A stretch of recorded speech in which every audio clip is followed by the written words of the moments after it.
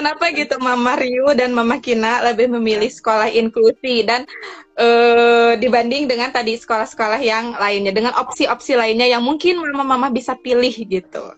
Boleh siapa dulu? Tadi Mama Ryu, sekarang Mama Kina. Boleh nggak nih? Mama Kina aja dulu. Gantian. Iya boleh. Iya, jadi kalau misalnya aku kenapa nih milih Prime Smart gitu, maksudnya atau nggak masukin Kina ini ke sekolah inklusi gitu kan? Kenapa nggak cari aja sekolah lain gitu yang semuanya reguler gitu ya maksudnya? Kalau aku sih lebih ke karena biar dia merasakan kalau nanti itu maksudnya dia akan ketemu lingkungan yang berbeda-beda, nggak semuanya sama gitu nanti.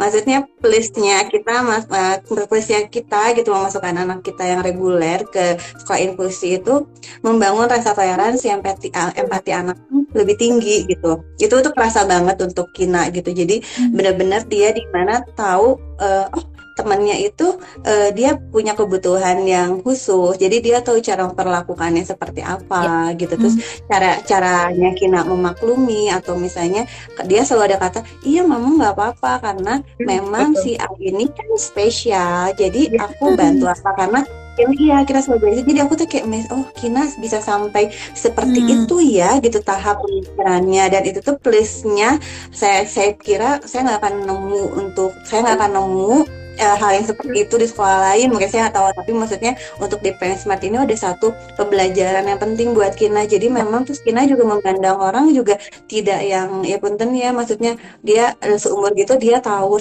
menempatkan dirinya seperti apa memandang orang karena dia sudah biasa gitu.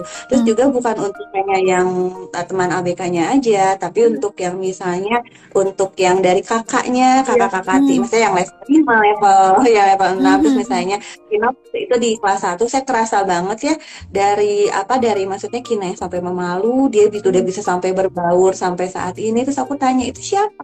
Ya itu kan level 3, itu level 4, level 6. Benar mengaping gitu, maksudnya kayak membimbing si anak adik kelas tuh baik banget. Terus dia Kina selalu bilang, "Mama, aku tuh bahasa Inggris belum bisa, tapi aku dibantuin sama yang level ini," katanya gitu. Ya aku tuh jadi terharu ya Allah, maksudnya alhamdulillah ya. Terus dengan dia bergaul dengan semua level itu membuat dia lebih dewasa dibanding dengan maksudnya dengan yang seumurnya dia level 2 gitu kan. Terus sekarang dia di level 2. Terus saya juga amazed banget kalau lihat dari report di Brightville-nya, oh Kina bisa ya maksudnya mengaping si anak-anak yang level 1. Iya, terus level apa yang ya jadi benar-benar kayak oh Kina bisa ya menempatkan dia harus seperti apa. Terus dia kayak selalu bilang, iya aku harus jagain kalau di waktu pas di sport jabar acara yang sport itu ya aku harus jagain siapa, aku lupa si A gitu. Kenapa emang? Iya karena dia suka lupa, aku harus ingetin dia gerakannya kayak gini.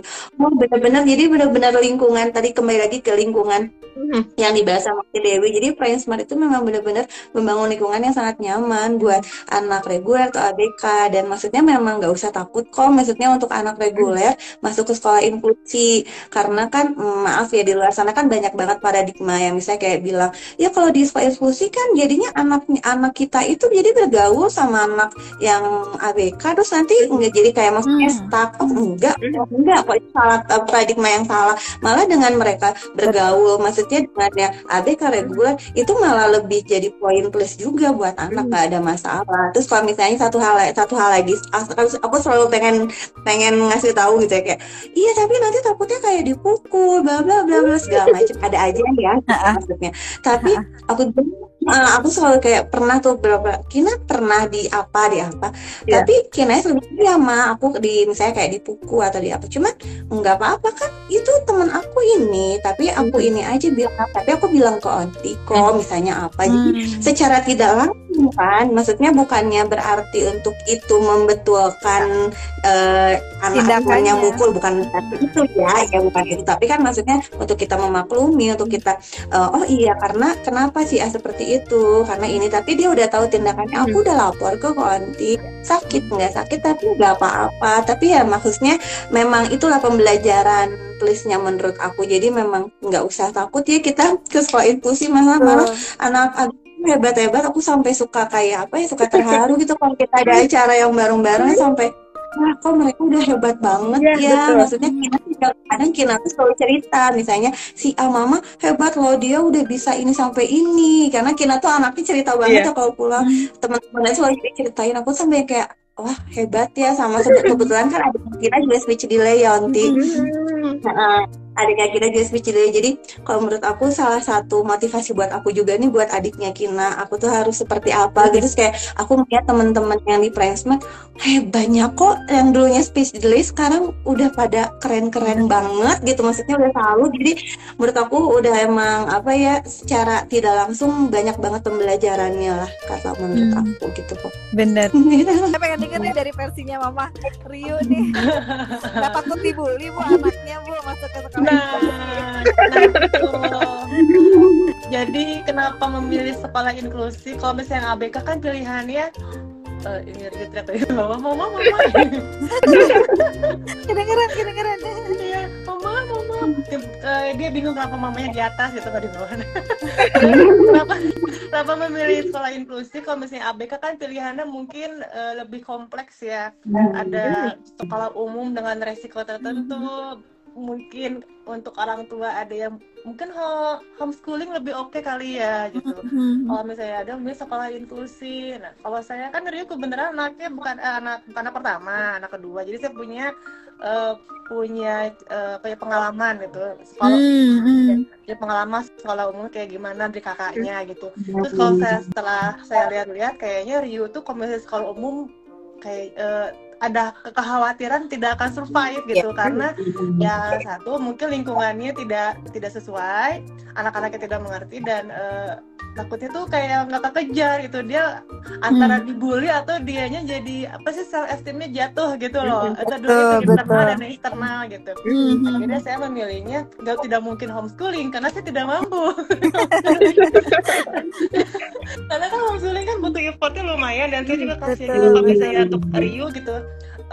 Saya tipikal orang tua ABK yang anak itu butuh teman gitu, butuh sosialisasi gitu.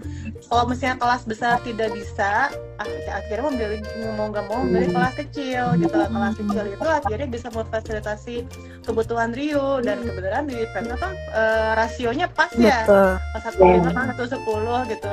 Saya lihat dari perkembangannya Rio yang dulu nggak pernah cerita soal temennya, sekarang udah mulai kepo loh. Dia tuh cerita, mama Uminya ini dalam perutnya ada bayi ya, mama gitu. Udah mulai gitu, udah mulai comel gitu. Berarti dia udah mulai aware sama sosialnya. Terus yang dari awalnya dia ingin cerita cuma nama-nama temennya siapa aja, mikir lama ini sekarang udah hari ini aku main sama ini.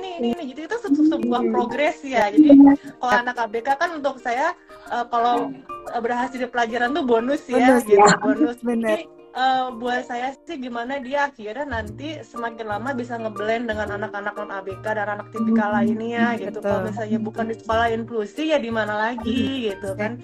Gak mungkin saya kekep terus gitu, jangan nama yang lainnya, takutnya nanti dibully. Kalau misalnya gitu gimana dia mau berkembang gitu. Iya, benar. Gitu. Benar. Itu sih, Andi.